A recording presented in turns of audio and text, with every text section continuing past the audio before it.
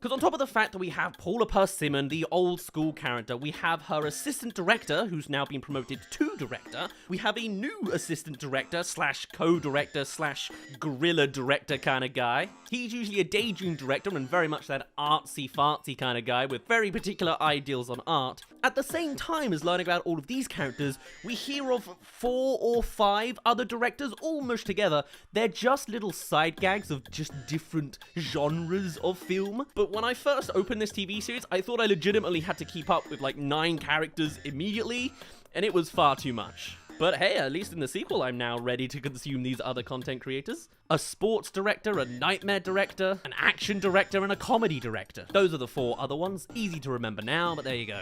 And on the fact that you get little cameos from the actual emotions up top reacting to some of the dreams as they go on, and it's just a nice little sequence. But of course, the thing that really flourishes for me, the things I really like out of the Inside Out saga, is the interesting ways they try to adapt reality with this cartoon world, such as little things like there being a little reality filter, kind of like more rose-tinted glasses, that goes over the camera so that what Riley sees on set actually becomes the manifestation of more dream-like visuals. If you wear a giant cardboard prop on your head and then the camera puts on that filter, you become that exact prop that you're designing. It's a very neat, small little idea, but just works so well in showcasing the creative imagination behind the Pixar crew that this just feels like another Pixar classic. Add that along clear creator gripes like calling out the writer's room for being a panicked mess of caffeine, and it's just a great time all around. The only real issues I have with episode 1 is a whole lot of pacing. After thinking that I was being bombarded with too many characters and a lot of talking to the camera, a lot of dialogue and exposition,